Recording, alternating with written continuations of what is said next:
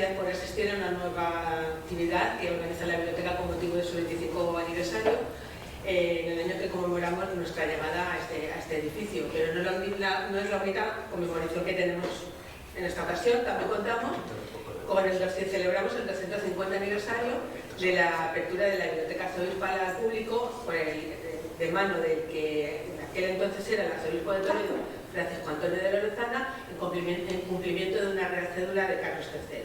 Y como también sabemos todos y todos los que estamos aquí, esta biblioteca arzobispal, en esa colección y en esa figura del cardenal Lorenzana, está el origen de una de las colecciones patrimoniales más importantes de España, que se custodia en esta biblioteca. Por eso no podíamos dejar pasar esta oportunidad de recordar este hecho histórico que tiene mucha importancia para la biblioteca, pero también para la ciudad, porque son muchos los vestigios que nos rodean de la importante obra que el cardenal Lorenzana realizó en Toledo, de carácter cultural e incluso social. Para celebrar este hecho, la biblioteca ha organizado la exposición Donde habitan los libros, 250 años de biblioteca pública, en la que proponemos a las personas que lo visitan un viaje en el tiempo. Un viaje en el tiempo que nos va a permitir conocer la evolución de los servicios de biblioteca en nuestra ciudad, empezando por la biblioteca arzobispal que se abrió hace 250 años. Pasearemos también por la biblioteca de Miradero, la anterior a esta biblioteca, para llegar a nuestro presente, que es la biblioteca de Castilla-La Mancha. Esta exposición da pie a este ciclo de conferencias complementarias en las que queremos profundizar en la figura del cardenal Lorenzana, en su obra y en la biblioteca que abrió hace 250 años. Empezamos este ciclo hace unas semanas con una conferencia que dio Jaime Moraleda, en la que hablaba de la figura del cardenal Lorenzana y su impronta en la ciudad de Toledo, que aquellas personas que no pudieron asistir o disfrutarla pues la podrán ver en vídeo a través de nuestro canal de YouTube. Y esta tarde continuamos con la segunda conferencia del ciclo, que nos va a enseñar cómo era esa biblioteca arzobispal que Lorenzana abrió en su momento ya en 1773. El título de la conferencia de esta tarde son 250 años de biblioteca pública en Toledo. En esta conferencia, sirviéndose de los libros, los documentos, los objetos y los cuadros que están expuestos en la exposición Donde habitan los libros, de la redundancia, nos van a contar cómo eran las colecciones, los bibliotecarios y los servicios de aquella biblioteca abierta al público, como he dicho, hace 250 años, para seguir ahondando en la evolución de esos servicios bibliotecarios en nuestra ciudad hasta nuestros días.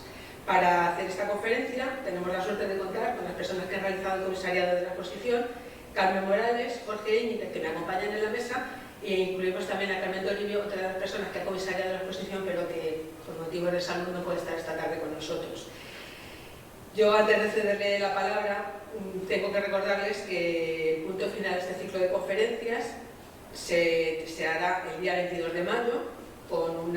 Empezaremos una visita guiada a la exposición Donde habitan los libros, y le seguirá la conferencia titulada El arquitecto Ventura Rodríguez y el Palacio Arzobispal de Toledo del siglo XVIII, de la mano de Adolfo de Mingo. Así que, sin más, cedo la palabra a Carmen Morales, que va a empezar la exposición. Gracias. Vale, muchas gracias, Marina. Bueno, pues muchísimas gracias por estar aquí esta tarde acompañándonos, a Jorge y a mí en esta charla. Es una presentación de la exposición, en realidad. Nos apena un poco que no nos pueda acompañar nuestra compañera, también en este caso, Carmen Toribio, pero el problema de salud que me ha hecho Marilo de hace un poquito, pues le he impedido estar con nosotros. No obstante, pues yo haré la parte que ya te había preparado para esta charla, y la parte de la exposición, lógicamente. Bueno, como ha dicho Marilo, vamos a hacer ese recorrido no son, en realidad, aunque son 250 años de la Biblioteca Arzobispal, no vamos a hacer todo el recorrido. Lo que vamos a hacer es una foto fija, una recreación de cómo abrió la Biblioteca Arzobispal en 1773, aproximadamente, que es un poco la exposición. Y luego ya veremos esa evolución que ha tenido estos servicios bibliotecarios en el siglo XX, en el Miradero, que es también un tema muy interesante. No soy personas aquí, estoy viendo que han vivido entre ellas, y Sole, por ejemplo, hemos trabajado en la biblioteca del Miradero. Y bueno, yo soy mi compañero Jorge, que nos sube 25 años, ¿no?, de trabajar en esta biblioteca, también precisamente. Sí, bueno, pues sin más dilación paso a comentar la charla. Como les decía muy bien Marilo, pues una de las primeras iniciativas bibliotecas que llevó a cargo Francisco Antonio de Lorenzana cuando llegó a Toledo fue abrir en 1773 la Biblioteca Arzobispal, por mandato de Carlos III. Por eso queremos celebrar esos 250 años de apertura de esta biblioteca, que ha significado algo muy importante, que significó a lo largo de todos estos años.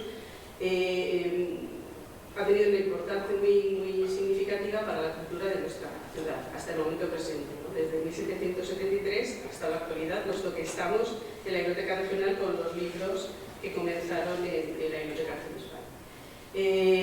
Estos libros, que forman parte de la colección Borbón-Lorenzana, que todos ustedes ya conocen, y esta colección es el hilo conductor de estos 250 años, desde 1773 a este año 2023.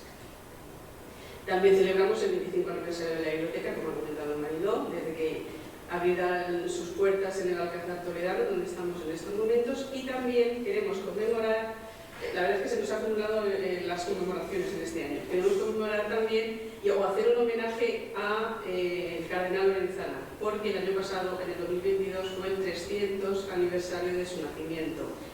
Y que ha pasado, ya no lo comentó la semana pasada, Javier Moraleda, pero ha pasado completamente desapercibido. Nadie ha hecho nada, nadie ha hecho ningún aniversario, todo ha sido aniversario de Alfonso X, pero de la Lorenzana no se ha acordado absolutamente nada. Entonces, bueno, pues queremos en esta biblioteca acordarnos de Lorenzana, porque además lo tenemos presente permanentemente en nuestro pasillo y en nuestros libros.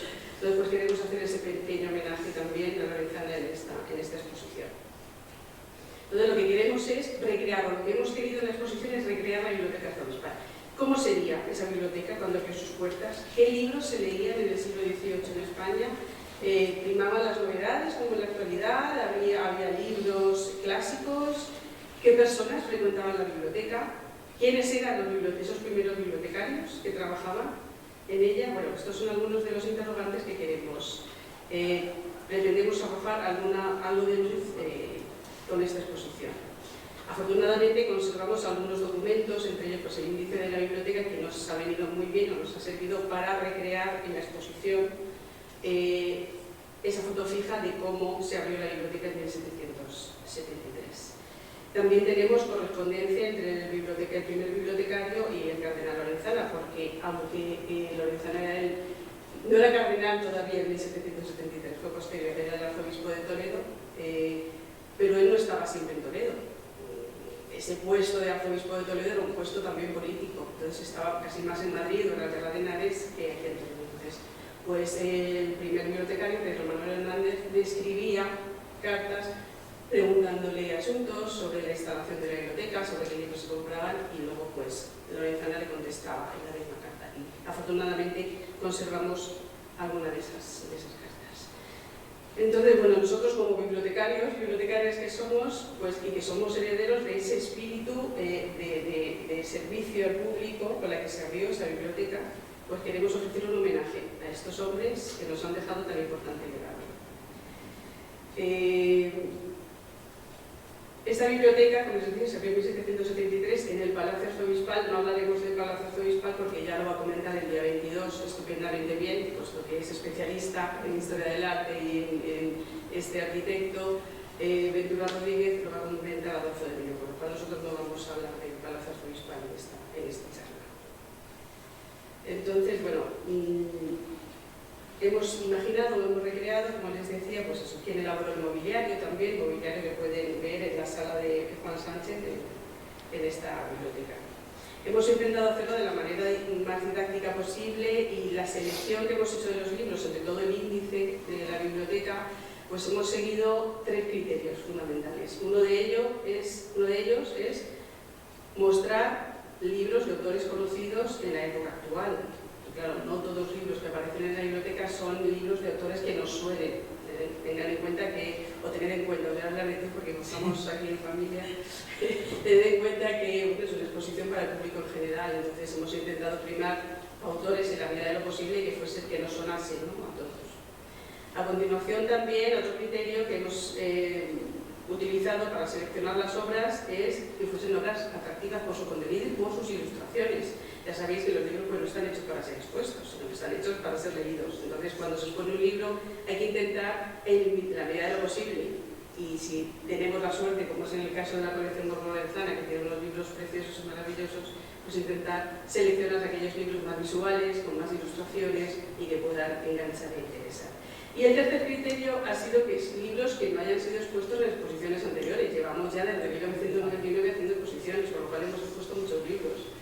Tenemos catálogo de algunas de ellas, no, por desgracia no de todas, pero bueno, hemos intentado libros, o la mayor parte, el 90 al 95% de los libros nunca han sido expuestos. Ese ha sido otro de nuestros criterios. Podríamos haber expuesto los libros de la Capilla Sixtina, pero ellos los hemos expuesto en varias ocasiones, entonces no vamos a dejarlos descansar. No obstante, tenemos un repositorio digital, Patrimonio Digital de Castilla-La Mancha, aprovecho para decirlo, que ahí están digitalizados la mayor parte de los fondos y que se puede consultar de una manera libre a través de Internet. Entonces, bueno, después, como decía Marilo también, porque ya hemos hecho un paso en el tiempo, más que una evolución de ¿cuáles eran los servicios bibliotecarios en el siglo XX?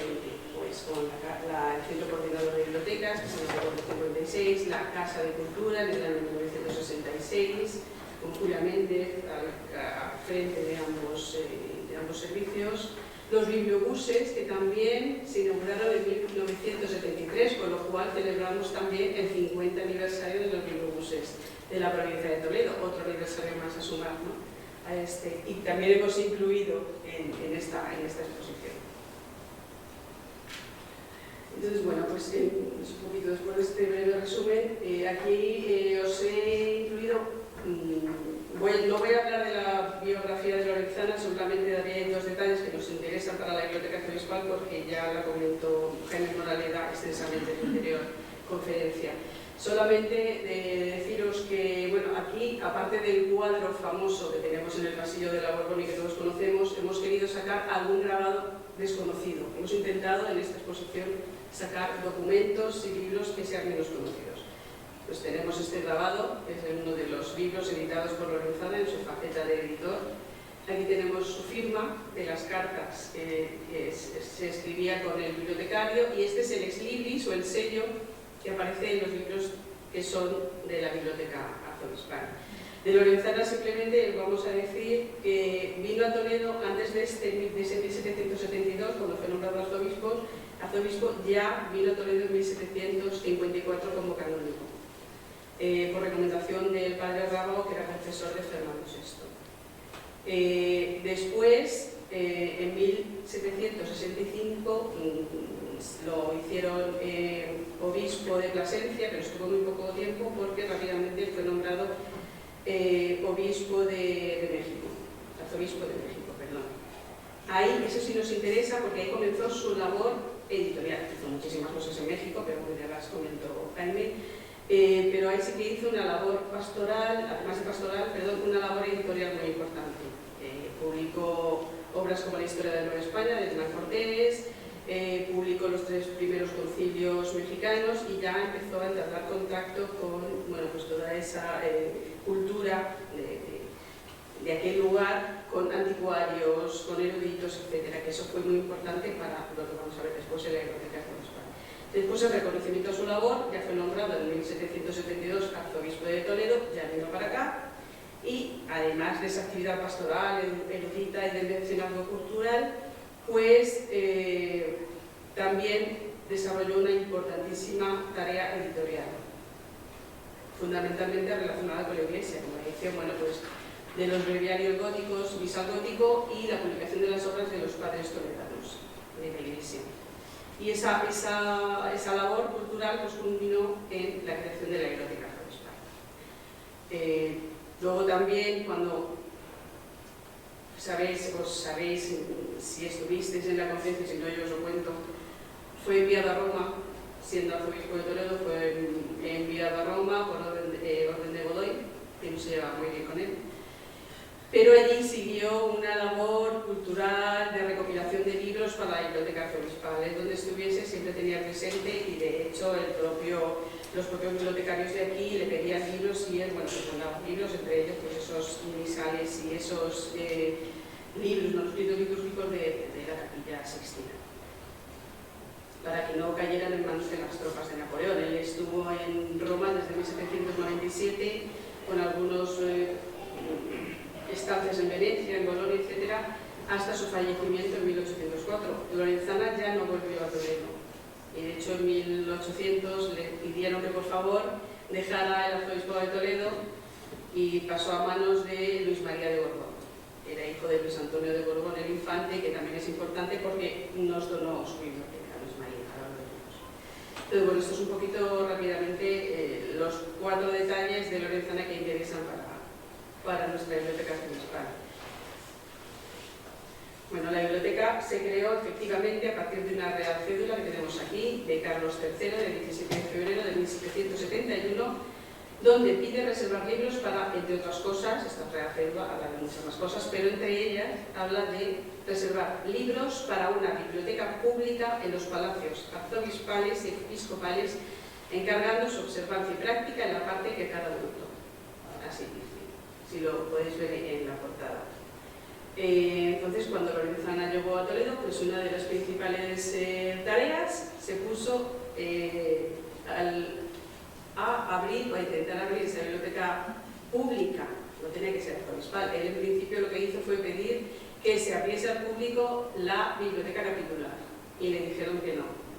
Con lo cual, porque él decía, ¿para qué 2 bibliotecas? Si ya hay una biblioteca capitular, lo que hago es llevar los libros que tenemos aquí en la biblioteca en el Palacio Arzobispal, pero le dijeron que no y entonces, bueno, pues ya decidió abrir la biblioteca en el Palacio Arzobispal, en la planta baja del edificio.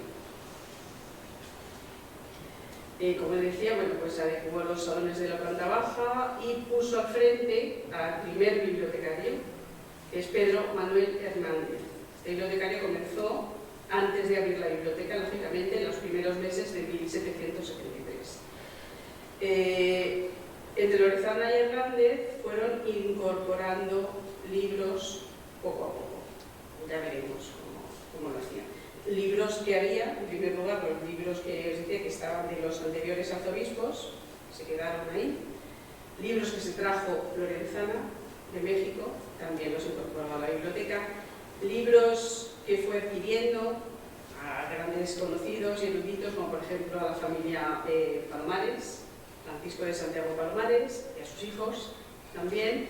Y luego, bueno, pues en esta tarea también de incorporar libros a la colección, pues le ayudaron el padre jesuita Enrique Flórez, Francisco Pérez Valle, otro no jesuita. Este es un gran erudito que hizo una labor muy importante en España de revisión de archivos, de bibliotecas, etc. Faustino Arévalo, que fue secretario de Lorenzana, etc.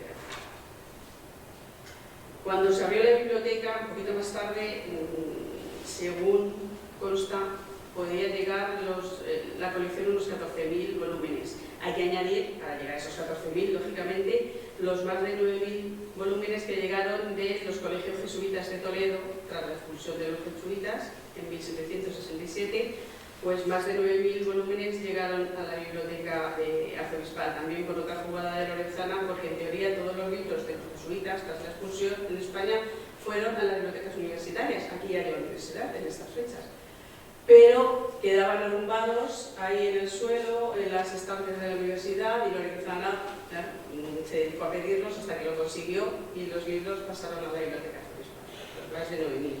También libros de los jesuitas de Almagro también pasaron a la arzobispal, pero esos eran 200. O sea que estas colecciones de libros de jesuitas, tened en cuenta que las bibliotecas de los jesuitas eran de las mejores bibliotecas que había. Los jesuitas se dedicaban a dar clase y tenían las mejores bibliotecas con los contenidos más amplios que se podían conocer.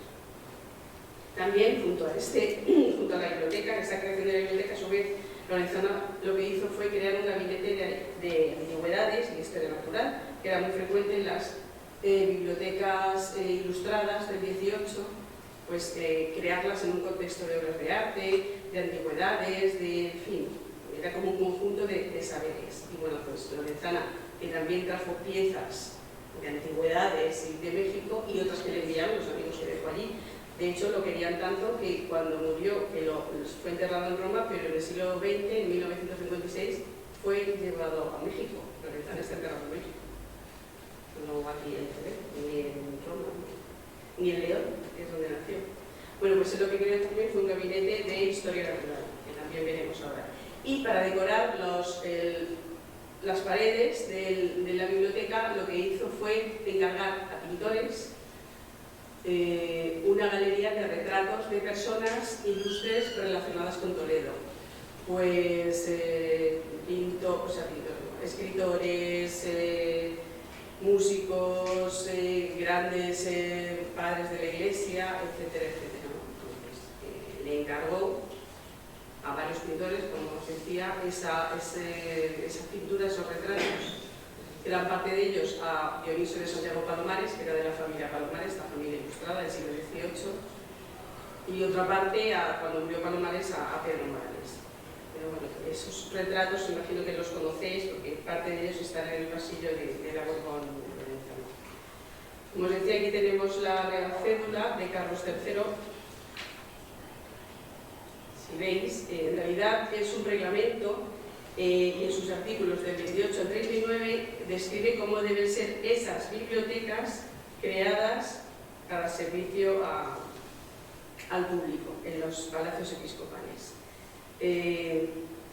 Dice que debe ser formada por libros de los prelados fallecidos para aprovechamiento público de los diocesanos.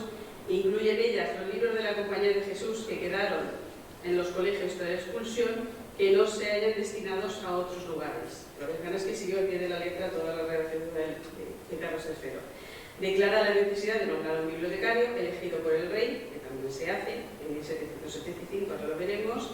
El horario de apertura de las bibliotecas, 3 horas por la mañana y 2 por la tarde, los días que no sean festivos. Y los locales apropiados para su ubicación. Los prelados señalarán aquellas piezas que consideren más a propósito para la colocación de la biblioteca. Ahí tenemos la Real Cédula, que es el origen de esta biblioteca arzobispal y de otras bibliotecas episcopales en España. Aquí tenemos este documento que es el nombramiento de los bibliotecarios. No se ve muy bien porque hemos intentado ampliarlo, la digitalización, pero el documento original está en la exposición, lo podéis leer. Esta es la noticia es la resolución del 13 de mayo de 1775, donde el rey Carlos III nombra como primer bibliotecario a Pedro Manuel Hernández y como segundo bibliotecario a Manuel Martínez Vela. Pedro Manuel Hernández, que ya hemos visto que ya trabajaba en la biblioteca desde 1773, bueno, pues era un experto paleógrafo, numismático y erudito.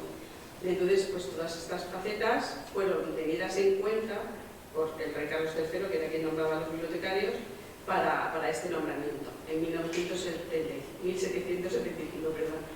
Se le asignó un sueldo de 500 ducados anuales, que aumentó hasta 600, según indica esta noticia. Como segundo bibliotecario también aparece en la flecha don Manuel Martínez Vega, con un sueldo inicial de 100 ducados anuales, que aumentó a 200 ducados. Este bibliotecario enseguida dejó el puesto al año siguiente, en 1776, siendo sustituido por Francisco Piñera y más adelante por Valentín de Olías. Y desde 1786 sería otro bibliotecario segundo. Lo que cambiábamos sobre todo eran los bibliotecarios segundos. Los bibliotecarios primeros fue Pedro Manuel Hernández, como les decía, que estuvo hasta 1815, hasta que falleció, y a partir de ahí pues ya fue Ramón Fernández de Loaiza. Después también estuvo como segundo bibliotecario Manuel de Ipola, pero no se llevaba bien con Hernández. Había problemas a veces entre los bibliotecarios. Después tenemos una colección de cartas que también nos sirve, vamos, es en la fuente de primer orden para conocer cómo se instaló la biblioteca arzobispal. Es la correspondencia entre el bibliotecario, como os decía, y el arzobispo lorenzano. El bibliotecario le escribía, como podéis ver, en la parte derecha y en la parte izquierda, en los márgenes, le contestaba lorenzano. La primera carta, que es la de allí, es de marzo del 73, por eso sabemos que Hernández ya trabajaba en la biblioteca antes de abrirse, porque tenemos cartas de principios del primer trimestre de 1773. Ahí ya le dice a Lorenzana que está organizando los fondos que tienen de los padres de la Iglesia, como tienen muchísima bibliografía, porque están haciendo una edición de los padres de la Iglesia. los libros que se trajo de Indias, me dice, y todo eso lo tiene en el suelo. Le dice Lorenzana que por favor instalen las estanterías porque no pueden estar los libros en el suelo. También le dice que Francisco de Santiago Palomares, una vez más, le ha mandado una lista de libros para vendérselos, pero no tenemos la lista, por desgracia. Y habla del trabajo de baristas y montadores de las estanterías. Y dice que el color le parece impropio, porque es un jaspeado demasiado alegre. Ese verde, pues que es un jaspeado demasiado alegre y que no le parece adecuado, no le parece propio. Ese jaspeado pues lo podéis ver en la sala Juan Sánchez, y también hemos hecho códigos QR con detalle, en la exposición con detalles de todas las estanterías. Muy bonito, cómo aguantan a pesar de los 250 años que tienen. El ebanista que hizo la estantería fue Medardo Arnón y que cobró 159.000 reales. Eso era muchísimo dinero en la época, por hacer esas estanterías. Obviamente no solamente son las que tenemos ahí en la sala, sino que hay otra parte que se conserva todavía en la antigua biblioteca de Nicaragua. O sea que eran varias estancias en la biblioteca arzobispal. Después tenemos aquí la segunda carta, que ya nos dice que es de noviembre del 73, que la biblioteca se ha franqueado a los opositores, a que ya se ha abierto, se ha franqueado a los opositores y no dejan de venir algunos, aunque no piden otro libro que el catecismo y cuestionario. Es decir, que los que van son estudiantes a sacerdotes que se están preparando para el sacerdocio, y entonces pues solo piden catecismos y tal para estudiarse. Digo, pues mira, como aquí ahora que vienen los opositores a estudiar y los estudiantes, y solo se estudian sus apuntes. No hay nada nuevo bajo el sol. Cuando uno lee documentos antiguos se da cuenta que la verdad es que seguimos siendo los mismos, a pesar de los avances tecnológicos. Pero pues aquí habla un poco de esta segunda carta que tenemos aquí. Y luego también una cosa muy curiosa, porque Palomares le sigue ofreciendo no solo libros, sino que le ofrece, porque era profesor de matemáticas y trabajaba para el arzobispado, le ofrece también curiosidades matemáticas. Y entonces le dice Lorenzana que ajuste el precio de todo lo que le está vendiendo Palomares. Dice, el viejo Palomares quiere que le paguemos bien todos sus muebles, rebaje vuestras mercedes todo lo que puedan, porque son muchos los pobres a que debo atender. Esto es lo que dice Lorenzana. Dice, y no es razón que dé la merced a Palomares con la dignidad arzobispal, con la que únicamente ha comido y come. Siempre se está quejando que Palomares le saca todo el dinero que puede, dice que le rebajen. Y eso carta tras carta se está quejando de que Palomares fue primer de las rentas arzobispales. Y ya en esa tercera carta, lo que es ya de 1780, es un poquito posterior, unos años posterior, aquí comentan un listado que le ha mandado Lorenzana de autores, y Hernández lo que ha hecho es ver qué autores hay y qué no hay, para que Lorenzana los consiga también. O sea, muy interesante esa relación y cómo se fue creando esta colección de libros. También le dice el encargo, también le comenta el encargo que le ha hecho a Dionisio de Santiago Palomares, al pintor, de los retratos de las hermanas Sigea. Lo vamos a ver ahora, y le comenta. Dice, para la serie de escritores toledanos, dice, pues merecen, así, dice, comenta el encargo que le ha hecho al pintor del Museo de Santiago Palomares de pintar los retratos de las hermanas Ángela y Luisa Sigea para la serie de escritores toledanos, pues merecen ponerse en ella tan ilustres señoras, aunque se las pinte de capricho, si no se hallan sus retratos. Es decir, todos estos retratos que tenemos de los toledanos ilustres, algunos pues son copias de grabados, como el de Alfonso X o de Jorge Manrique, que es el único retrato que existe, pero es un retrato, es una copia de Juan de Borgoña. Pero hay otros retratos que si no encontraban un grabado, si no encontraban, pues se los inventaban, de capricho, como dice, entonces de las hermanas Igea se los tuvo que inventar el pobre Dionisio de Santiago Palomares, por esas hermanas no son iguales, con esas caritas redondas, pues, en fin. Bueno, ya pasamos, antes de pasar a las colecciones, aprovechando que hemos visto una carta sobre la pintura de esta galería de toledanos, pues os hemos puesto aquí los 8 retratos que hemos seleccionado para la exposición. Tenemos 82 retratos, parte de los cuales entre tantos están en el pasillo pero hemos seleccionado estos 8 retratos. Este es un retrato de Lorenzana, joven, que también es muy poco conocido. Te digo que el más conocido es el que tenemos en el pasillo, pero este retrato de Lorenzana forma parte de la galería. Está muy bien pintado, no se sabe exactamente quién es el pintor, porque está muy bien pintado. Si comprobáis siguiente, este Francisco de Santiago Palomares, pintado por su hijo, Dionisio de Santiago Palomares. Como veis, la calidad artística no es muy buena, pero sí que esta colección es una fuente de primer orden para el estudio de los personajes, porque cualquier investigador que hace cualquier artículo o libro sobre ellos, pues nos pide los retratos. Entonces, aunque no sean de buena calidad, pero sí que son interesantes porque son los únicos que existen, sean reales o no, como retratos de todos estos personajes relacionados con Toledo, que son muchos. La mayor parte, como os decía, pues están pintados. Estos dos, por ejemplo, están pintados por Dionisio de Santiago Palomares. ¿Cómo lo sabemos? Pues porque en el reverso de los cuadros, de gran parte de los cuadros, hemos descubierto que pone la fecha, por ejemplo, de su padre, desde 1773, justo cuando se abrió la biblioteca. Sería de los primeros que pintó. Como era su padre, pues dijo, voy a pintar primero a mi padre, que para que esté en la biblioteca de los primeros. Y pone la fecha y la firma al reverso. El de Pérez Valle, que es uno de los eruditos que trabajó con Lorenzana durante años, pues también lo tenemos, también es de Palomares. Luego tenemos el retrato del padre Urriel, del jesuita, que no tiene nada que ver, como podéis ver, es de otra mano, lo pinta otro pintor. Pero no sabemos, porque conocemos 3 pintores de esta colección. Pero esta colección de jesuitas no sabemos exactamente qué ha hecho. Aquí están las hermanas Gea.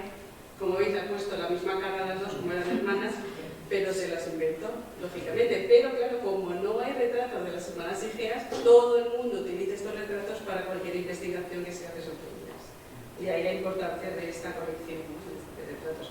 Y después, como veis, estos los pintos sí que los pintó Palomares, porque además tenemos la fuente, tenemos la carta que nos lo dice, no solo eso, sino que tenemos el reverso de los cuadros, y tenemos también otras cartas de los hermanos Palomares, Dionisio, a su hermano Francisco Javier, que era uno de los grandes calígrafos españoles, donde me dice que estaba pintando estos cuadros. O sea que tenemos varias fuentes directas que nos indican quién fue el pintor.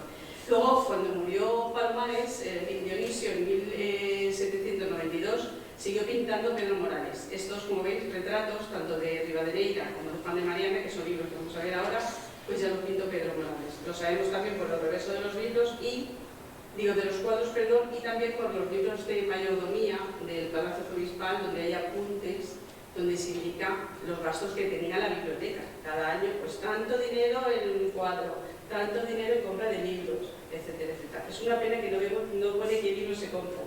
Solamente hay uno, como hay muy pocos, uno de ellos lo vamos a ver ahora.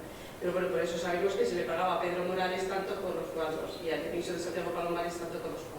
Hay un tercer pintor que podemos conocer, y no lo he puesto aquí porque no venía a colación, que es Jesús Tramullas, que era un pintor catalán, y tenemos un solo cuadro, el de Gerardo Lobo. Pero no sabemos ni por qué está aquí, ni quién lo compró. Imagino que lo compraría Hernández, el bibliotecario, pero no. Todavía no tenemos datos, tendremos que seguir investigando sobre ello. Aquí tenemos la donación muy importante que se hizo a esta biblioteca, además de los libros de los jesuitas, de los libros de los arzobispos, de los que se trajo Lorenzana. Llegó en 1794 la biblioteca del infante Luis Antonio de Borbón, que había sido también cardenal arzobispo de Toledo y era hermano de Carlos III. Esta biblioteca, una biblioteca extraordinaria, con una calidad de ejemplares asombrosa, pues también forma parte de la colección de la biblioteca arzobispal. Y esta es la escritura que da su hijo, que es el cardenal Luis María de Borbón, que también fue cardenal arzobispo de Toledo después de Lorenzana, y otorga la donación. Lo que pasa que la donación oficial es de julio de 1807, aunque desde 1794 esta colección de libros, más de 4.000, bastantes más, ya estaba en el Palacio Arzobispal, en el Salón de Concilios. Aparte, no estaba todavía unida a la Biblioteca Arzobispal, se uniría más tarde, pero bueno, que formaba parte del conjunto de la biblioteca. Y aquí tenemos, esta es la escritura por la que hace la donación. Además dice que hace la más perfecta cesión, renuncia y donación irrevocable. O sea que y además había una persona encargada de la misma a la que se le pagaban 350 reales, también lo tenemos en los libros de mayordomía. Ya hemos visto un poquito así por encima cómo se inició esa biblioteca, por qué motivo se abrió, y ahora vamos a ver quiénes eran esos bibliotecarios, y ahora vamos a ver qué servicios ofrecían, cómo estaba organizada, qué colección había, que es un poco lo que hemos recreado en la exposición. Pues, ¿qué fuentes hemos utilizado? El catálogo, el índice de la Biblioteca Arzobispal. Tenemos la suerte de tener en nuestra colección uno de los índices, además, uno de los que no están aquí, uno de los índices de la Biblioteca Arzobispal. Este, más que un índice, es un verdadero catálogo. He consultado los otros dos índices que están en el seminario y no son catálogos, esos sí son índices, porque solo pone título y autor y nada más. Pero este es un verdadero catálogo porque está ordenado alfabéticamente por autores y empieza por el apellido del autor, el nombre, el título de la obra, el tamaño, el formato de la obra, el lugar de edición, el año y, importantísimo para ese catálogo, un número que nos indica la materia y dónde estaba colocado. Eso es un catálogo de una biblioteca, como lo conocemos en la actualidad. Entonces es una fuente de información interesantísima y de primer orden. Aquí hemos puesto pues, algunas páginas del catálogo. ¿Quién lo hizo? Pues no sabemos, tampoco tenemos por desgracia la fecha. Sabemos que fue de los primeros años de la biblioteca, pues puede ser de finales de los 70, principios de los años 80, ¿no? De 1780, entre 1780, 70 y mucho, 78 y 1788.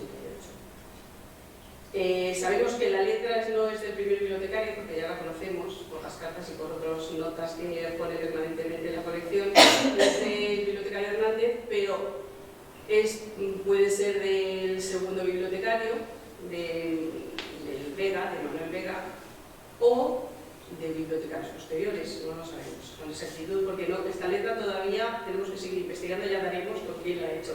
Lo que sí aparecen son anotaciones o añadidos, porque dejan muchos espacios entre... Es un catálogo que les ha durado durante bastantes años, y entonces dejan espacios y ahí sí que el bibliotecario Hernández incluye libros con una fecha determinada. U otras manos, como Loaiza, por ejemplo, que es un bibliotecario posterior, también incluye.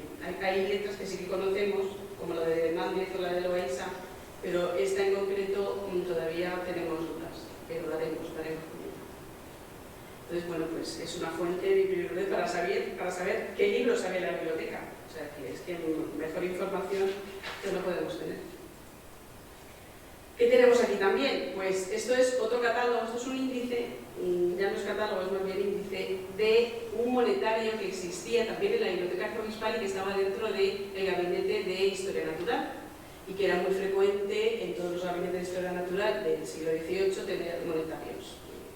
Sí. Como era una época de coleccionismo, el siglo XVIII, pues normalmente había las monedas en unos elementos que se coleccionaban, y entre ellos pues Lorenzana tenía un importante monetario porque son dos volúmenes. Están ordenados también por orden alfabético de los personajes que están estampados sobre las monedas, y sobre todo son monedas romanas y visigodas. Pero lo interesante para nosotros, para la Biblioteca Arzobispal, es que en el segundo volumen aparece una hoja de 1845, es un poquito posterior. Este no es de finales del siglo XVIII, es más bien del siglo XIX, pero aparece una hoja donde hay un registro de préstamo de libros. Es decir, es la hoja que tenemos aquí, donde está el lado derecho, que nos indica la fecha del préstamo, a quién se le presta, el libro que se presta y cuándo se devuelve. Eso significa que era una biblioteca abierta al público. Es sorprendente porque solo tenemos una página, por desgracia no más, pero bueno, es muy ilustrativa. Lo que pasa es que a quien se le prestaba, ¿quiénes eran? Pues sobre todo a una tal La Isabel, así tal cual aparece, a Pepe Posada, es otro que se le presta mucho, a Pepe Posada, La Isabel, y a creo que es Don Florentino. Esos son tres personas que deben ser muy conocidas de la Biblioteca Arzobispal y son las que más aparecen en esta página de libros, de un registro de libros que se prestan. Entonces, bueno, para esta exposición pues, nos resultaba muy interesante demostrar que realmente había un préstamo de libros, que hay una prueba documental de que existía. Luego tenemos un informe del bibliotecario Fernández de Loaiza, del año también un poquito posterior, de 1822, pero bueno, Ramón Fernández de Loaiza, que fue bibliotecario desde 1806, estuvo más de 50 años al frente, o como bibliotecario de la Biblioteca Arzobispal y luego como de la Biblioteca Provincial. En principio eran dos bibliotecas. En esta exposición hemos tratado la Biblioteca Provincial, solo hemos dicho una recreación del Arzobispal. La Biblioteca Provincial ya la tratamos hace 15 años, hace 10, en el 15 aniversario, en la historia de la colección. Pero bueno, como vamos a seguir investigando y queremos a ver si publicamos algo, ya incluiremos todo. Las exposiciones solo nos cabe, es como fotos fijas de determinadas cosas, en este caso, pero me ha parecido interesante incluir este informe porque es un informe que le piden a instancias superiores, le piden al bibliotecario, por orden de la Dirección General de Estudios del Reino, que están haciendo un estudio, una estadística, de las bibliotecas en España, y entonces le mandan un oficio diciéndole que por favor le informe, le es un cuestionario de todas las con preguntas sobre la biblioteca, y entonces Loaiza les informa de le pregunta cuántas bibliotecas había en la ciudad. Entonces dice que pública solamente hay una. ¿Cómo se creó? Por la Real Orden de la Cédula de Carlos III. ¿Qué rentas se utilizan? ¿Quién paga esa biblioteca? Es el arzobispado. Cada vez menos, empezó con dinero y esto es como todo. Cuando se inaugura algo, hay dinero y luego va para abajo. Bueno, pues ya digo que no hay nada nuevo bajo eso. ¿Qué más le piden? ¿Qué bibliotecarios y cuánto cobran? También le preguntan. Los avatares, también hace referencia a los avatares acaecidos en la Guerra de la Independencia. Le está preguntando desde el año 1822. La biblioteca estaba abierta en los años de la Guerra de la Independencia. Entonces, ¿qué hicieron los bibliotecarios? Para que Napoleón no Napoleón, sino las tropas de Napoleón, mejor dicho, para intentar resguardar los libros de la mejor manera posible, fue revolver la biblioteca, dejarla desordenada, tirada, para que no viesen que aquello tenía algún valor. Entonces, la tiraron al suelo, la desordenaron completamente. Luego la tuvieron que reordenar, que ya la reordenaron por tamaño de otra manera, como se hacía en las bibliotecas en aquella época. Pero bueno, todo eso también lo cuenta Loaiza. El número de volúmenes, que ya tenemos 30.000, en 1788 había 14.000, ya en 1822 había 30.000. Y habla del monetario y del gabinete, pero dice hay un pequeño gabinete y un monetario muy poco surtidos, con una escasez de fondos. Es sorprendente porque si tenemos dos volúmenes de índice de monetario, nos choca dónde estaban esas monedas. De hecho, ahora mismo ya no queda nada de esas monedas. El gabinete de Historia Natural, parte de ese gabinete lo conserva el Instituto del Greco, el Instituto de Bachillerato del Greco, que muy amablemente nos ha prestado algunas piezas, pero del monetario quedaban muy pocas piezas en la Guerra Civil y desapareció. O sea, no queda nada que sepamos. No sé si por ahí aparecerá, pero ahora mismo. Pero empezó muy grande el monetario y ya en 1822 ya quedaban pocas piezas, según el bibliotecario. Y ahora vamos a ver las colecciones. Voy a ir un poquito más rápido, que sí. Ahora vamos a ver el contenido de la biblioteca. ¿Qué libros había en esa biblioteca? ¿No? ¿Qué libros se leían en el siglo XVIII? Eso es interesante, ¿no? Como la historia de la lectura.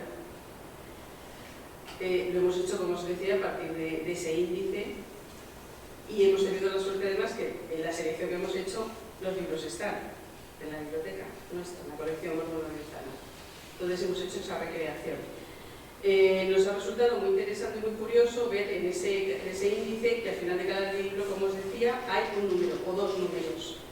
Revisando cada título y viendo que había libros de la misma materia que tenían el mismo número, pues hemos llegado a la conclusión. Pues el número 16 y 17 es obras de religión, el número 18, etcétera, etcétera, ¿no? Los libros. Como os decía, los primeros que hemos seleccionado para la exposición eran los libros de contenido religioso, libros de devoción, de teología y instrucción de sacerdotes. Lógicamente, no una biblioteca arzobispal, no perdamos de vista, era una biblioteca abierta por religiosos.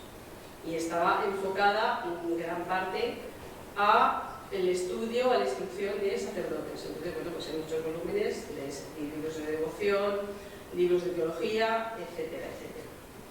A pesar de que es una biblioteca ilustrada, y ahora vamos a ir viendo, hay de todas las materias y las mejores ediciones, salvo de literatura española, que también lo veremos, del resto de ciencias, de matemáticas, de clásicos, estaban unas ediciones magníficas. Pero de religión, obviamente, también hay que tener en cuenta que gran parte de los libros en aquella época eran libros de los jesuitas. Más de 9.000 ejemplares de los 14.000 eran de los jesuitas de Toledo. Entonces, bueno, pues aquí tenemos, por ejemplo, los Flor Santorum de Pedro de Rivadeneira, que además era un jesuita toledano, escribió esta obra, que son vidas de santos, que eran muy frecuentes, muy populares en la época, porque transmitían esos ejemplos cristianos para los fieles.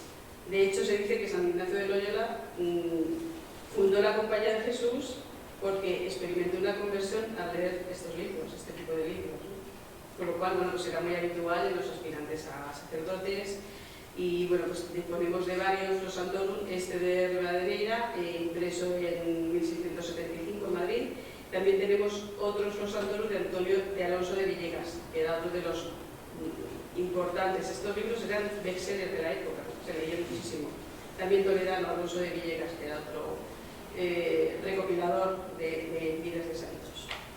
Luego un libro de Santo Tomás, lógicamente, la escolástica, la teología, bueno, pues evidentemente sabéis que empieza Santo Tomás.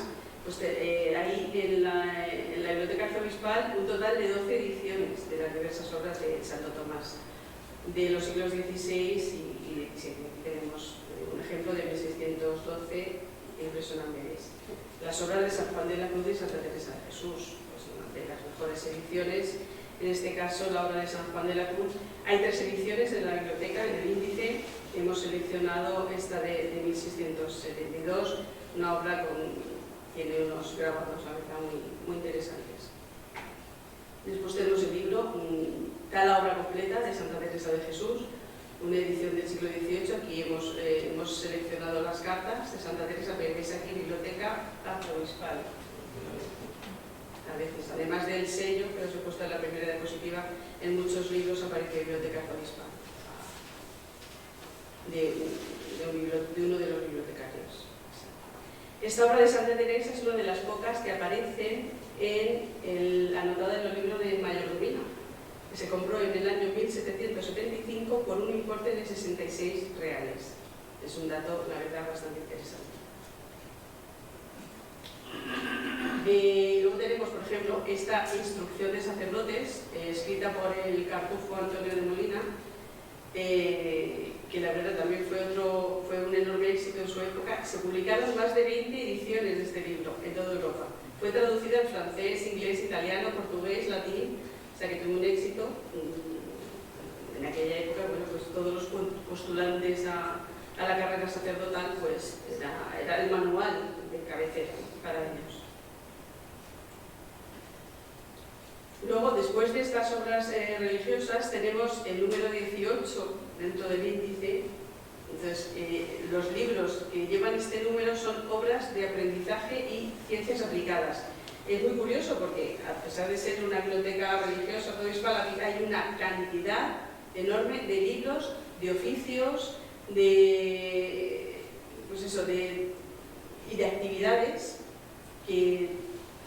pero también es un reflejo de esta biblioteca del siglo XVIII, que incluían en sus estantes pues, libros dedicados a la instrucción pública, porque lo que se intentaba es que la población mejorara su instrucción, pues siguiendo las ideas reformistas de Campomanes, ¿no? De Pedro Rodríguez Campomanes, que fue ministro de Carlos III. De hecho, se cree que fue Campomanes un poco el ideólogo de esa Real Cédula para crear esas bibliotecas públicas, con la idea de instruir a la población.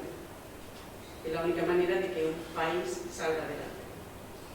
Bueno, pues hay libros para tintar lanas, para fabricar tejidos, etcétera, etcétera. Es interesante estos libros, aquí os hemos seleccionado el tratado de un toledano, además, de Luis Fernández, tratado sobre el arte de la tintura de telas, de 1778. Este maestro es tintorero, natural de Toledo, que se tuvo luego que marchar a Valencia cuando decayó la industria textil aquí en Toledo. Bueno, pues es interesante, hay muchos libros de este tipo con este contenido, porque porque ya sabéis que Lorenzana creó aquí en el Alcázar una casa de caridad, creó otro también en Ciudad Real, para que las personas sin recursos pudiesen tener un oficio, y lo que puso fueron telares y para crear tejidos de lana, de seda y también para pintarlos. Entonces, bueno, pues hay muchos libros de este contenido, de esta temática en la biblioteca, y puede ser que los utilizasen para cuando comenzaran a crear esos proyectos. Tenemos también el arte pisoria o tratado de cortar el cuchillo. Este es es la primera edición impresa del primer libro de cocina en lengua española. Es un libro, es un manuscrito que se escribió en 1423, el original está en el Escorial, pero esta es la primera edición impresa del siglo XVIII, del Marqués de una edición de 1766. Como veis, estos libros son novedades de la época, son libros impresos en el 18. Entonces, bueno, pues estaban tanto Lorenzana como Hernández estaban muy al día de lo que se imprimía en esos años. Este es un libro muy interesante porque es el uso de anteojos para todo célulo de vista, de Benito Daza Valdés. Benito Daza Valdés se considera uno de los padres de la optometría y de la oftalmología moderna. Y este es el primer libro sobre lentes publicado en el mundo, de 1623. Es un libro muy interesante, además que viene mucho consultarlo porque ya digo que es el primer libro publicado en el mundo sobre óptica. Habla de los distintos tipos de lentes, los problemas oculares, cómo graduar la vista, y de hecho este esquema que veis aquí de la clasificación de los grados de las lentes es el logo actual de la Sociedad Española de Oftalmología. Si veis, es el mismo, pues es el que se utiliza y es el Benito Daza Valdés. Tenemos aquí también otro libro sobre cómo crear una fábrica de telas de lana, también destinada a modernizar la industria textil en España. Es un libro de 1785 también, como os comentaba, es un libro que tiene unos grabados magníficos, aquí os he puesto un ejemplo. Y este es un tratado de relojería, de 1789 también. Como veis, en el siglo XVIII, gracias a la Ilustración, pues se empiezan a publicar muchísimos libros de oficios y de todo este tipo de técnicas para avanzar. Muy bonito, también tiene unos grabados magníficos. Es de Manuel de Cerrella y Coaga, y bueno, pues lo que incluye es todas las habilidades necesarias para ser relojero. Es importante, no lo he comentado, pero muchos de estos autores, de estos libros de técnicas de la época, forman parte de las sociedades de amigos de la sociedad madrileña, más formada de amigos del país, que sabes que se crearon en el siglo XVIII en todas las capitales, en todas las provincias, pero gran parte de los autores de este tipo de libros son miembros de estas sociedades de amigos del país. Ahora vamos a ver la literatura. Hay una cantidad, una colección extraordinaria de libros de los clásicos griegos y latinos, de las mejores ediciones del siglo XVI y XVII. Estaba en el índice con el número 19. Tenemos, pues, por ejemplo, este es un incunable de las tragedias de Séneca, de 1492.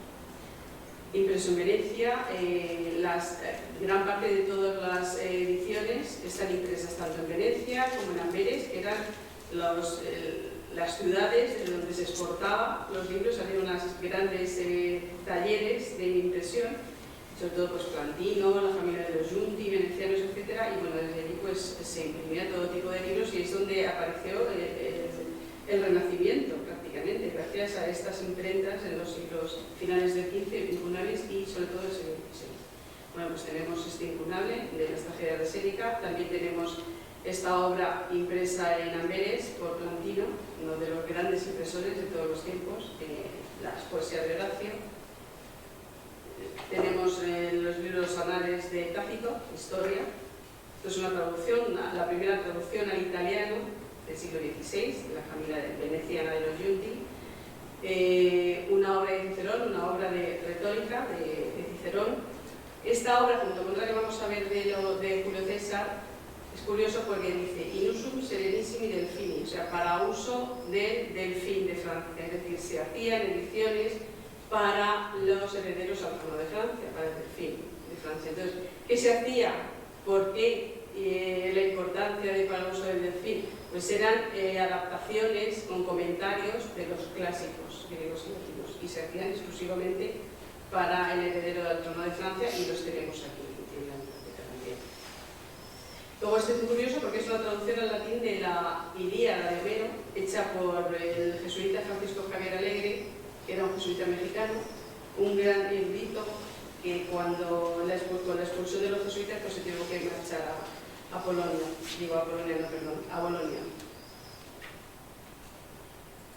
Esta es la obra de Julio César que hemos querido poner, no sé, claro, en la exposición solamente podemos abrir por una página, pero bueno, aquí hemos querido, en el catálogo hemos querido poner más imágenes porque está también hecha para el delfín, Inusus Serenis mi delfín, para el delfín de Francia. Son las obras de Julio César, la Guerra Civil y la Guerra de las Galias, hecha en París en 1768, y bueno, pues es un libro con unos grabados y unos mapas magníficos, como podéis ver. Luego tenemos lengua y literatura española, diccionario, gramáticas y manuales. Lo curioso de este que es el número 20 en el índice es que hay muy pocos títulos de la literatura española del siglo de oro, apenas hay títulos.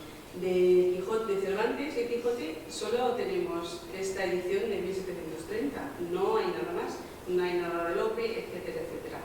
Afortunadamente, gracias a la donación del infante Luis Antonio de Borbón, de la biblioteca de Luis Antonio de Borbón, que sí que tiene las mejores ediciones del siglo de oro, pues se completa, la biblioteca arzobispal se completa en este vacío que tenía con las ediciones de la biblioteca del infante. Pero bueno, como decía, este es el único libro de Cervantes, sorprendente, es una edición del Quijote de 1730 con unos grabados dentro del texto que son copia de los grabados de la primera edición ilustrada española.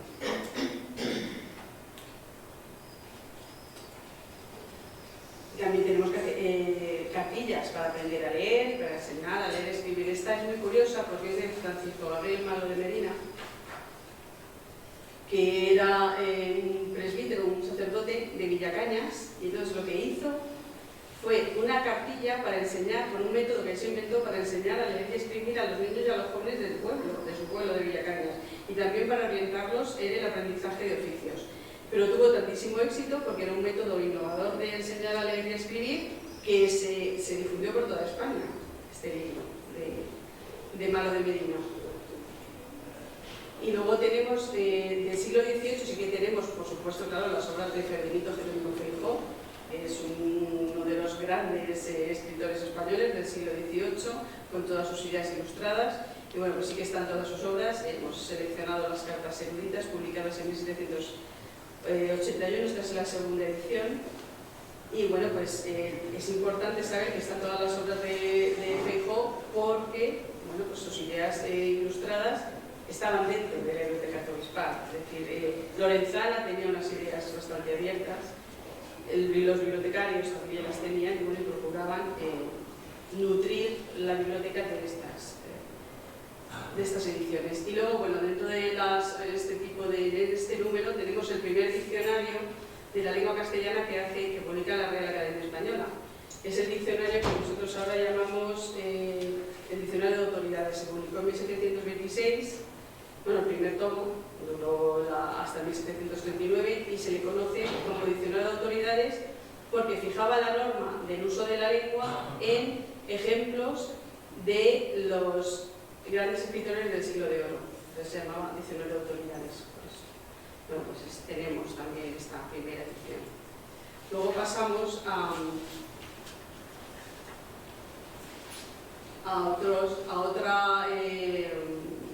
otra temática, que es el número 21 en el índice, que son las ciencias. Empezamos con las matemáticas, las físicas y la química. De que también teníamos una cuantiosa representación de libros especializados, ¿no? en estas disciplinas. Esta es la parte que ha preparado nuestra compañera Carmen y que, bueno, pues yo les voy a leer porque ella, esperemos que se recupere en unos días, pues no podemos acompañarnos. Bueno, pues como les decía, hay una cuantiosa representación de libros especializados en matemáticas, porque Francisco de Santiago Palomares se los vendió a Lorenzano, porque era profesor de matemáticas. Aquí tenemos un ejemplo, pues los elementos geométricos de Euclides, que es un resumen realizado por Gaspar Álvarez del tratado de 13 libros del siglo I a.C. y recopila gran parte del saber matemático de la época. El resumen pretendía facilitar su estudio a los alumnos del seminario de nobles de Madrid. Es del siglo XVIII, como veis también, de 1739. Bueno, aquí está la firma de Francisco Javier de Santiago Palomares, que es el hijo de Francisco de Santiago Palomares. Luego tenemos Arquímedes, en griego. Es este ejemplar magnífico que está impreso en Basilea en 1544, está en latín y en griego, que tenemos un poco la parte griega. Y bueno, pues contiene las obras, pues gran parte de las obras de Arquímedes. Como veis, son magníficos ejemplares del siglo XVI. Luego tenemos aquí, más cercano en el tiempo, ya siglo XVII, a Juan Caramuel, que se dedicó al estudio de las matemáticas. Esta su obra Macesis Biceps, que se publicó en 1670, pues trata de las distintas ramas de la matemática, como podéis ver ahí, pues aritmética, álgebra, geometría, trigonometría, etc. No podían faltar, bueno, aquí como veis está además con unos magníficos grabados pues de eclipses, de las medidas de la Tierra, etc. No podía faltar, por supuesto, la obra de Newton, de los grandes científicos. Aquí tenemos los principios matemáticos de la filosofía natural de Newton, que es una obra dividida en 3 libros, donde se enuncia la ley de la gravitación universal. Se publicó por primera vez en Londres en 1687 y aquí podemos ver una impresión de una edición de 1760. También la física y la química estaban clasificadas junto a estas obras de matemáticas que hemos visto, y aquí tenemos como ejemplo las lecciones de física experimental escritas por Jean-Antoine Nollet, que se dedica al estudio de la electricidad. En estos años empiezan los primeros estudios sobre la electricidad. Aquí tenemos también un magnífico grabado impreso en la imprenta de Joaquín Ibarra, que es la imprenta más importante del siglo XVIII español, como veis también de la época. Tenemos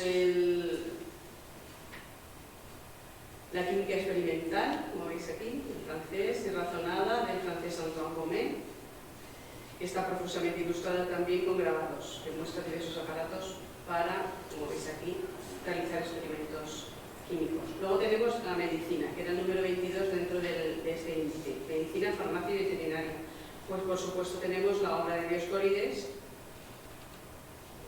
una obra que está recogida en 5 volúmenes, que describe pues un número considerable de plantas y otras sustancias, ¿no? Esto es una edición editada en impresa en Venecia en 1544, una magnífica edición, era muy comentada, como podéis ver aquí, tiene muchas anotaciones manuscritas. También tenemos los libros, las obras de Galeno, otro de los médicos más influyentes de la antigüedad, a quien debemos, entre otros aportes, la descripción de las válvulas del corazón y la distinción entre venas y arterias. También es una obra del 16, pues en la Sagrera.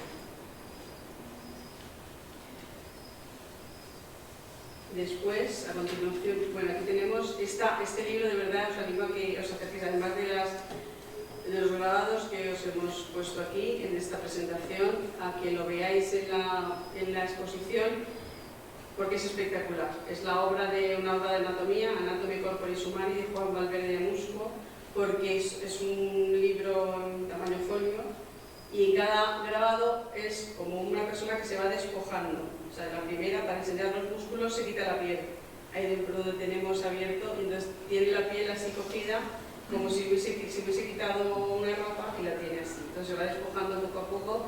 Es impresionante este libro de anatomía de Juan Valverde de Musco, que fue un médico español que estudió en la Universidad de Valladolid, pero que se tuvo que trasladar a Italia porque aquí había muchas trabas en España para diseccionar cadáveres. Claro, para hacer la obra que hizo, pues necesitaba ese trabajo de campo, por decirlo de alguna manera. También tenemos la obra de una mujer, Isabella Cortese, que fue una veneciana que adquirió conocimientos de alquimia y los plasmó en este texto, que además tuvo muchísimo éxito desde que se imprimiera por primera vez en 1561 en Venecia. La edición que tenemos aquí es de 1588 y además es de Francisco de Santiago Palomares, es de Palomares. Gran parte de estos libros, les digo que muchos los compraron a Palomares.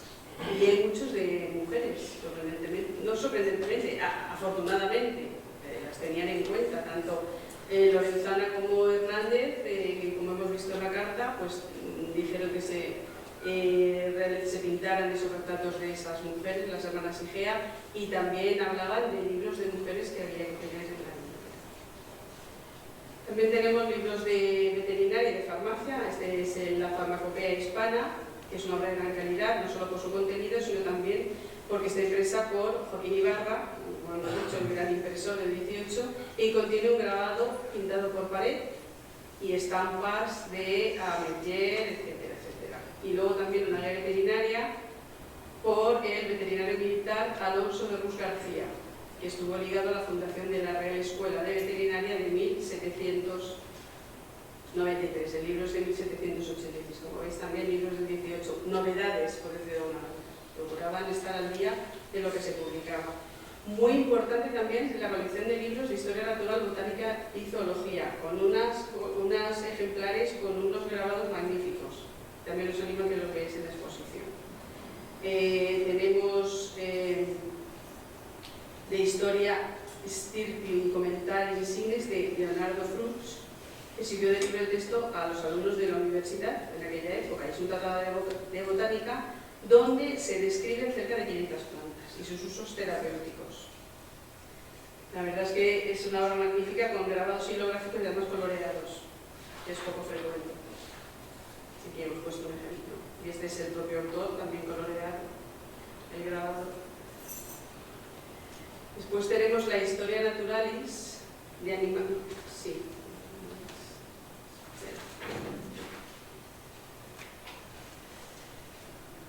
Esto es una enciclopedia, hay dos enciclopedias importantes de historia natural, Historia Naturalis. Una de ellas es de este naturalista italiano, Ulisse Androvandi, y es una obra publicada en 12 volúmenes, pero hemos seleccionado este que habla de Animalibus Insectis, libri 7, o sea, es el tomo séptimo sobre los insectos. Es un libro con una gran profusión de grabados en madera, psicográficos. Por otro lado, la otra enciclopedia, por decirlo de una manera, es la que escribió John Johnston, aquí la Historia Natural, sobre las aves. También hemos puesto, porque es un libro que son todo grabados de animales con una calidad excepcional, y bueno, pues aquí también hemos hecho esa selección. Este libro se publicó por primera vez en Frankfurt entre 1649 y 1653, y este es uno de los volúmenes, como decía, dedicados a las aves. Se trata de una obra de excepcional belleza y que tiene unas descripciones científicas que aquí acompañan, como os decía, magníficos grabados. También hemos querido destacar al célebre científico, por supuesto, Carlos Linneo, y una traducción al castellano de sus novedosas teorías sobre la clasificación de los seres vivos, que todavía en la actualidad se mantiene, con el título Parte práctica de botánica. Aquí tenemos también con unos grabados magníficos, impreso en la imprenta real en 1784. Y luego tenemos al botánico y médico español José Quer, que redactó la obra Flora Española o Historia de las plantas que se crían en España. La obra quedó inconclusa y fue terminada por Casimiro Gómez Ortega. Y bueno, estos grabados también, como veis, son grabados calcográficos, toda la obra está salpicada. También impreso por Joaquín Ibarra. Después tenemos los libros de filosofía, lógicamente también están las mejores ediciones de dos grandes filósofos. Aquí tenemos la obra de Platón, impresa en Basilea, y la obra de Aristóteles, impresa en los dos del siglo XVI, de las grandes imprentas del XVI.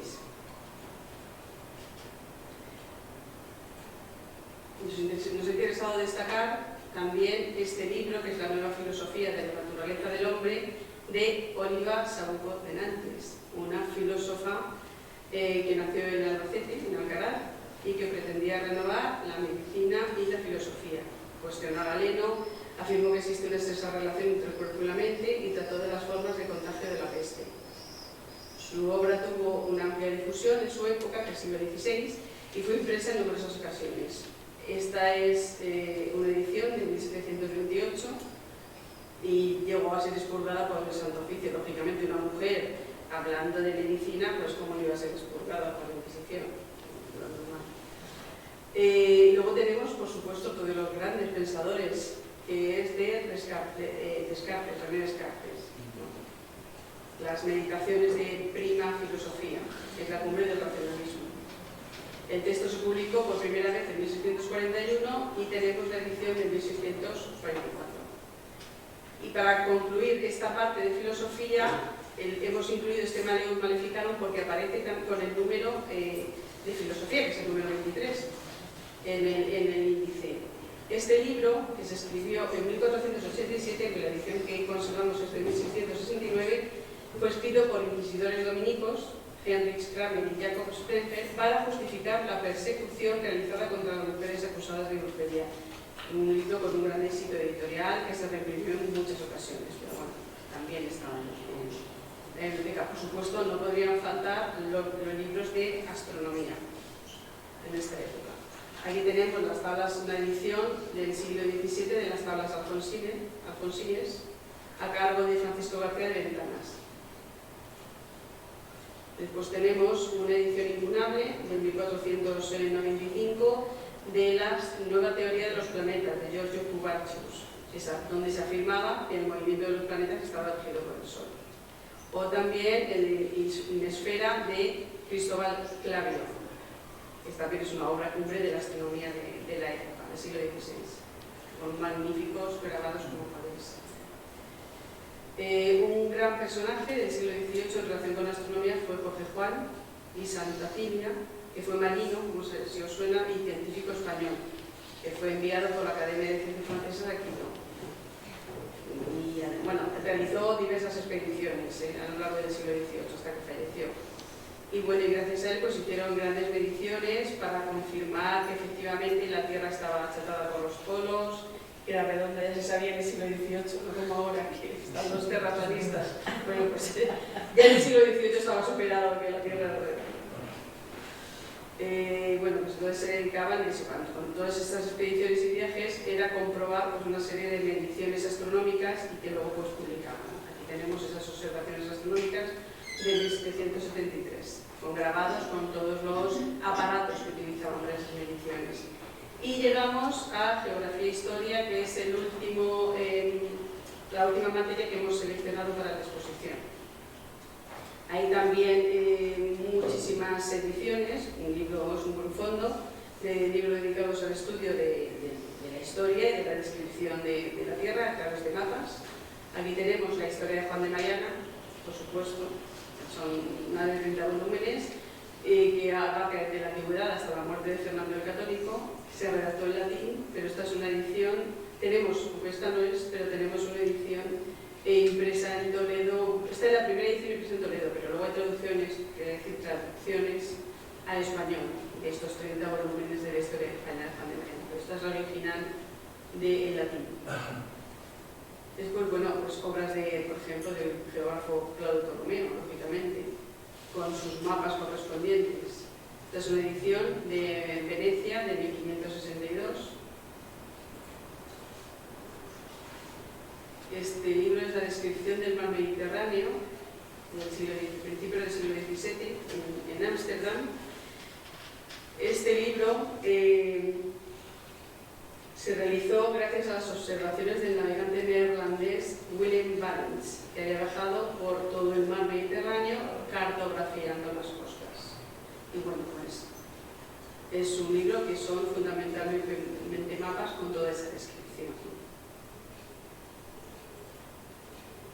Y bueno, aquí tenemos a uno de los grandes cartógrafos españoles del siglo XVIII, que es Tomás López, de Vargas Machuca, que fue geógrafo de Real, nombrado por el rey, pero tenía una forma curiosa de hacer los mapas, y es que en vez de salir y hacer expediciones, lo que hacía era recopilar datos de los diversos mapas anteriores que había. Y entonces hacía la forma más exacta posible con toda esa recopilación sin tener que ir a investigar sobre el terreno. Es una forma curiosa. También utilizaba cuestionarios que enviaba a los distintos municipios para que le dijesen determinados datos que necesitaba, pero bueno, algunos mapas bastante exactos. Dicen que no era un método muy fiable, pero bueno, permitió a la corona española administrar el territorio sin depender de cartógrafos extranjeros.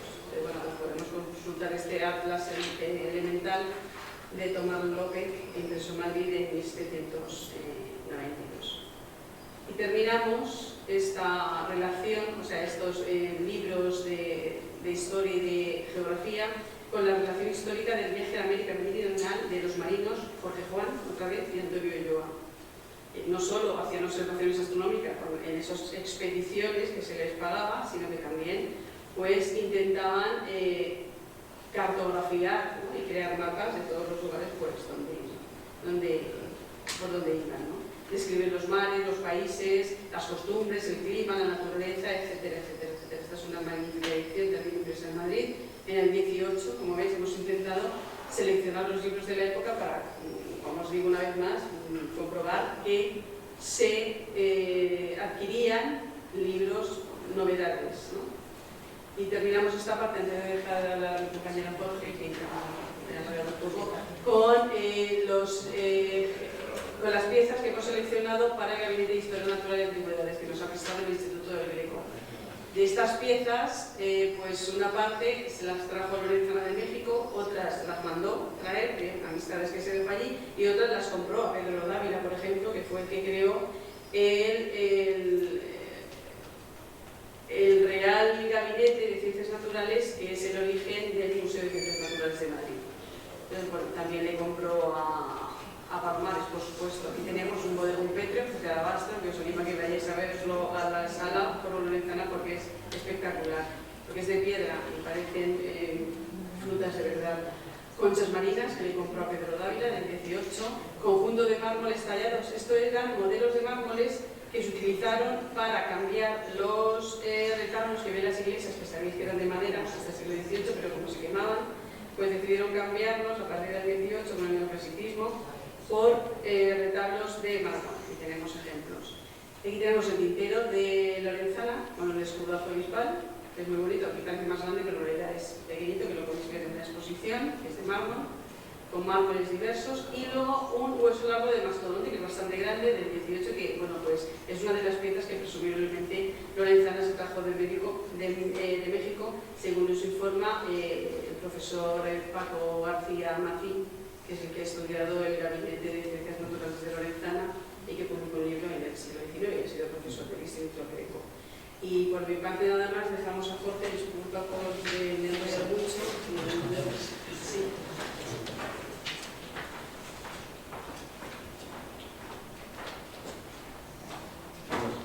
Pues ahora vamos a cambiar el siglo y cambiamos totalmente, pues cambia todo realmente, porque nos podemos preguntar por qué hablamos ahora de esto, por qué hemos empezado hablando de la biblioteca, de cómo empezó en el siglo XVIII y de repente nos saltamos en el siglo XIX y aterrizamos a la mitad del siglo XX.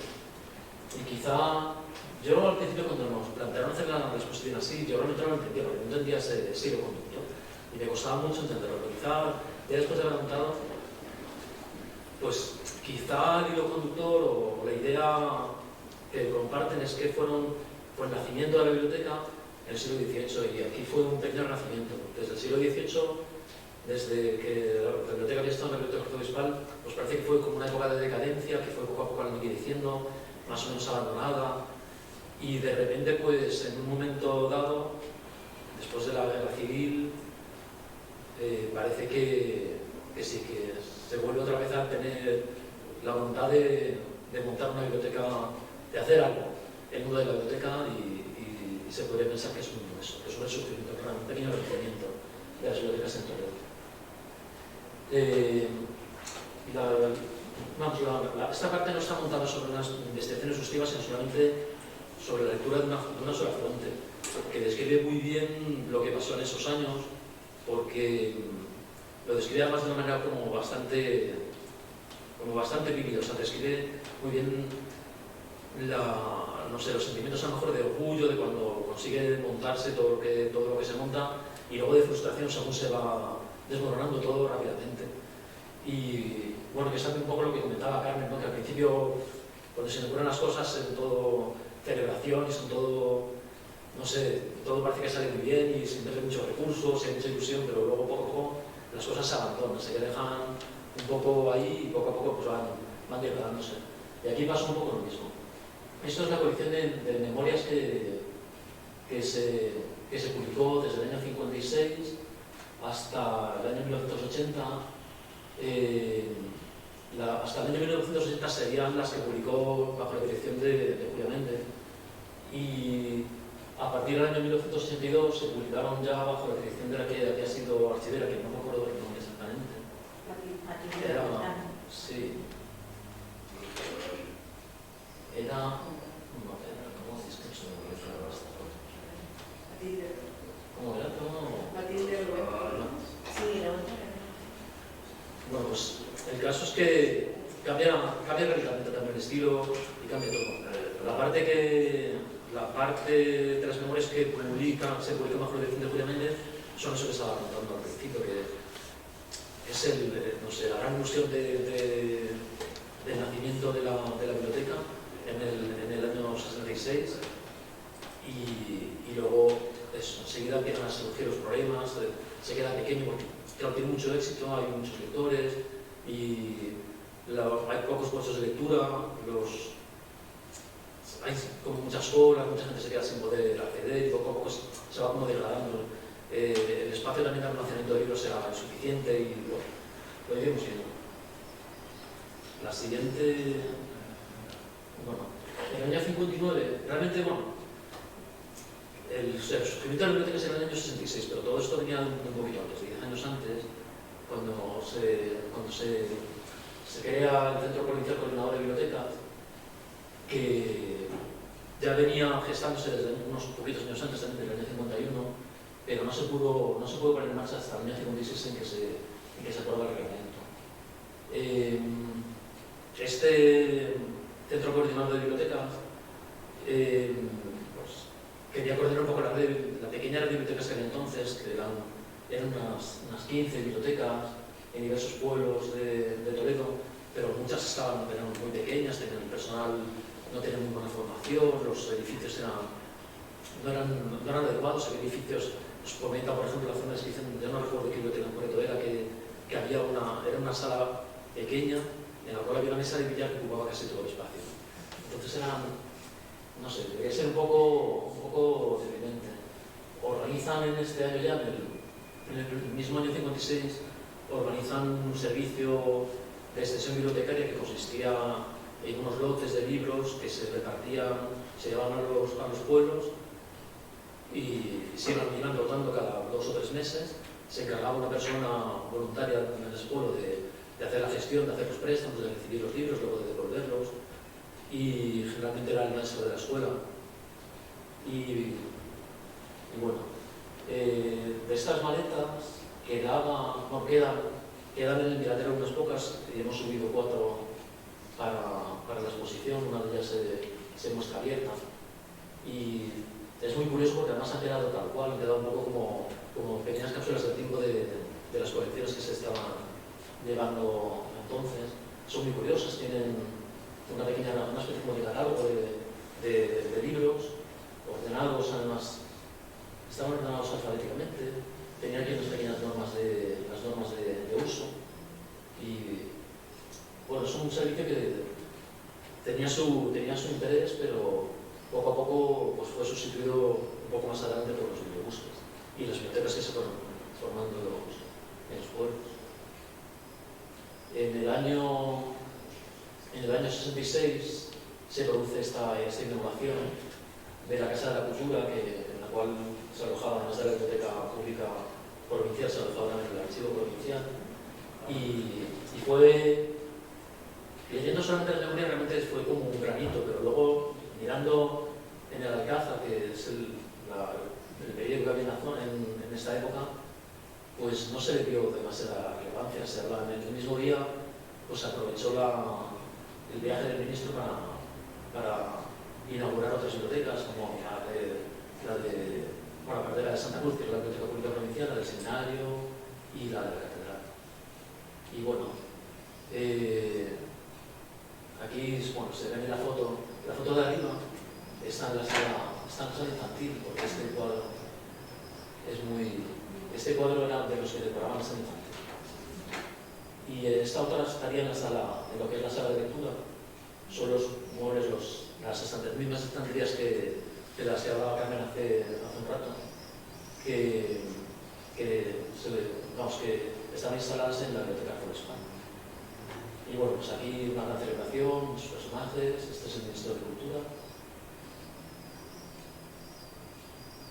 Además, este mismo año se produjo también otro hito muy importante para la Biblioteca Provincial, que fue la reunificación de la colección, que había sido separada casi en dos mitades en el año 1940 para dotar a la Biblioteca del Seminario Mayor, que había sido destruida durante la guerra.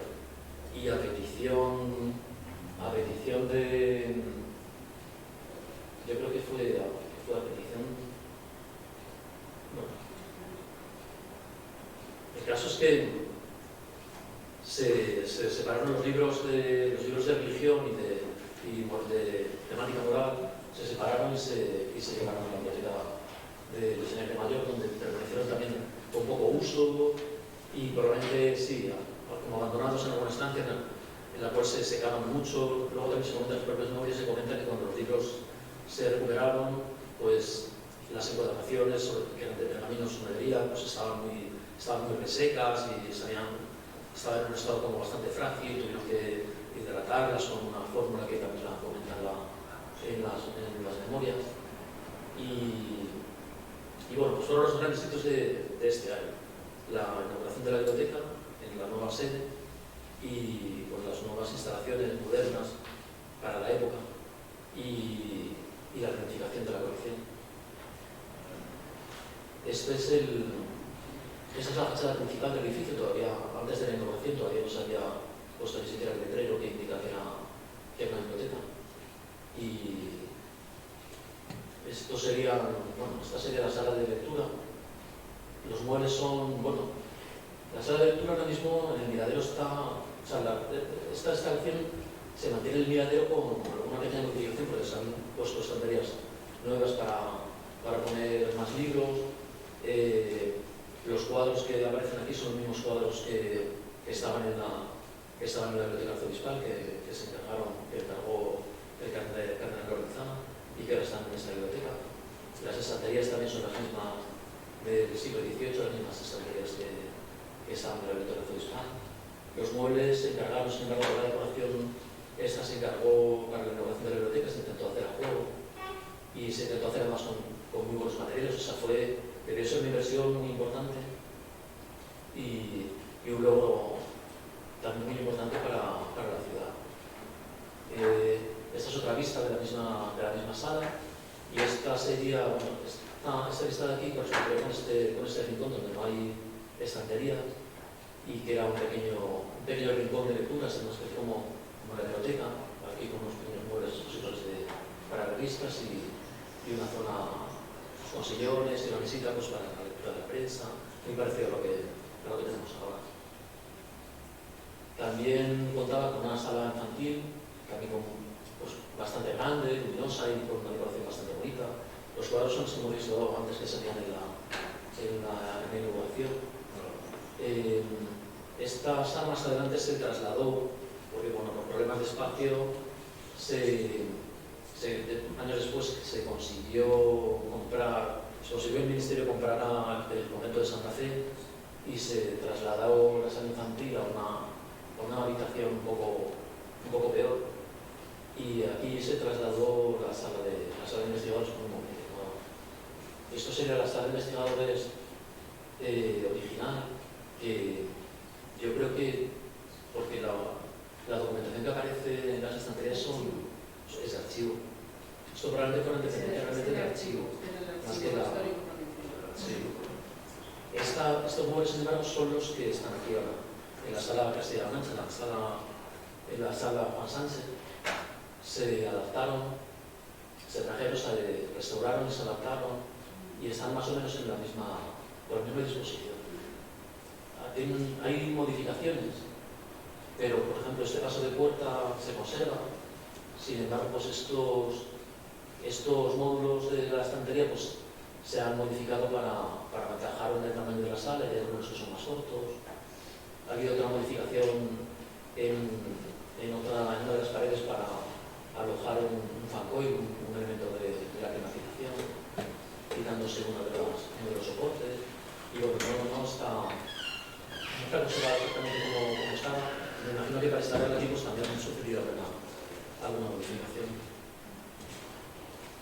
Contaba la biblioteca también con un salón de actos y un patio que también se utilizaba para hacer actos en verano. Y unos depósitos que contaban con buenas instalaciones, contaban con compactos, un sistema de compactos que para la época pues, era bastante avanzado, que permitía almacenar los fondos con bastante, ahorrando bastante espacio. Bueno, esto es lo que comentaba. Después en el año 83, después de la compra del convento de San Rafel, se trasladó la sala infantil a estas nuevas dependencias, que se ve que son mucho más pequeñas, los cuadros se trasladaron, las mesas no debían caber las que estaban originalmente, se pusieron otras mesas de menor tamaño y está todo como más abarrotado. Y en el espacio donde estaba la sala infantil se instaló la sala de investigadores, en la cual se instaló estas estanterías del siglo XIX que ahora están en la sala de Lozano. En el año 73 fue muy importante la adquisición de 2 bibliobuses que supusieron también un hito importante en el mundo de las bibliotecas públicas, no solamente en la provincia sino también en España, porque fue quizá la primera red de bibliobuses que dio cobertura a toda la provincia. La intención era cubrir toda la población y llegar a todos los pueblos. Para conseguirlo, pues solamente 2 bibliobuses y con el poco personal, pues se hacía a costa del sacrificio de los trabajadores, que tenían que hacer jornadas de más de 12 horas muchas veces, que tenían que cuando la ruta iba por los que estaban lejanos a la base, pues tenían que pernoctar algún día en la zona. Y bueno, debió ser un momento bastante duro, realmente. Aquí es la inauguración que curiosamente se hizo a las puertas del Palacio Arzobispal, donde había estado la biblioteca originalmente. Un año después se compraron otros dos bibliobuses, se amplió la flota y se consiguió, como ya estaba cubierta toda el área que se pretendía, lo que se hizo es que se consiguió mejorar la periodicidad. Se iba más a menudo, pero las condiciones de los trabajadores siguen siendo igual mal. Esto provocó que al poco tiempo esto fuera insostenible. La legislación también laboral se modificó y las jornadas no pueden ser tan largas. Los trabajadores también se negaron a hacer más horas extras porque no podían aguantar unas condiciones laborales tan extremas y se tuvo que suspender el servicio hasta el año 76. En la suspensión del servicio, bueno, se intentó que se dotara de nuevos bibliobuses, pero no se consiguieron. Entonces, con los nuevos bibliobuses, la única manera de poder volver a ponerlo en marcha fue organizar las salidas, organizar las paradas y tuvieron que dejar de dar servicio en muchos de los pueblos. Entonces, he puesto estos 2 mapas, son muy malos porque los he hecho con el teléfono y simplemente porque se ve aquí la cobertura en el año 76, antes de que se produjera el cierre del servicio, pues se atacaban casi todos los pueblos. Y en el año 79, ya cuando se pudo volver otra vez a poner en marcha, pues tuvieron que abandonar las zonas más alejadas. Se ve que aquí en estas zonas que al principio se daba servicio se tuvo en las zonas más extremas de la provincia. Y bueno, parece que después de esto, después de este gloriosa inauguración, como comentaba antes, las cosas fueron como empeorando poco a poco, porque supongo que la cantidad de recursos que se invirtieron al principio luego no se mantuvieron y poco a poco pues la cosa fue languideciendo. aparentemente, cuando se abrió la biblioteca, los servicios mejoraron sustancialmente. Eso provocó que hubiera mucho más interés por parte de la población y que se utilizaron con mucha mayor intensidad. Rápidamente, el primer año ya se comenta que es posible que con el conocimiento que tenían de las lecturas que se habían hecho el primer año, pues que se iban a quedar pequeñas instalaciones en poco tiempo y que en poco tiempo tendrían que ampliarse. Al año siguiente ya empiezan a hablar de que empieza a haber problemas, de que la gente llegaba para obtener su puesto de lectura, tenía que hacer colas desde la misma hora desde la hora de apertura de la biblioteca ya se saturaban los puestos y tenían que quedar esperando que se quedara uno libre y muchas veces no se quedaba. Y poco a poco, pues año tras año, pues la cosa iba empeorando y las propias memorias pues van comentando que se llegaban a producir reyertas entre los usuarios o con los conserjes. Y bueno, luego también el espacio de almacenamiento en la biblioteca, no solamente, aparte del servicio de biblioteca, también estaba alojado el centro coordinador que estabas comentando. Entonces, el centro coordinador se daba servicio a los leguses, el tema de las marcas lecheras. Esto conllevaba también que tenían que gestionar muchos fondos hacia las adquisiciones, la grabación y distribuir esos fondos, necesitaban espacio de almacenamiento. Eso lo que hizo es que rápidamente se saturara. Enseguida, a los pocos años, no había espacio suficiente para almacenar todos los fondos. Información breve, la biblioteca cerrará sus puertas. Gracias. Bueno, y tuvieron que ocupar el salón de actos como depósito. Tuvieron que renunciar a hacer muchas actividades culturales porque no había espacio suficiente. Y bueno, pues en esta situación fue desarrollándose el servicio bibliotecario más o menos deficientemente hasta que volvió otra vez un nuevo pequeño renacimiento, quizá en el año 98, que fue cuando se trasladaron los fondos a esta biblioteca y inauguramos. Y bueno, pues aquí se cerraría un poco el ciclo y a la espera de que otra vez volvamos a renacer de nuevo. Estamos en fase de declive. Estamos en fase de declive realmente porque cuando empezamos esto era como una fiesta, realmente había muchísimo recurso, la plantilla se necesitaba más plantilla realmente porque también pasó lo mismo, o sea que sí, la gente dio un servicio muy bueno y empezó a haber una gran afluencia de personas y esto se quedaba pequeño, la persona no podía dar abasto con todo y se fue ampliando la plantilla y bueno, pues fuimos creciendo. A los pocos años enseguida pues empezamos otra vez a ir decayendo y bueno, no hemos llegado a esos extremos afortunadamente y también la decadencia también parece que no es tan rápida como fue en estos años. Pero bueno, he puesto esta foto de la mudanza porque me pareció bastante curiosa. Hay algunas otras fotos más que algunos compañeros incluso hace un momento estaba por aquí Julián. Algún compañero sale de nosotros. Y bueno, eso.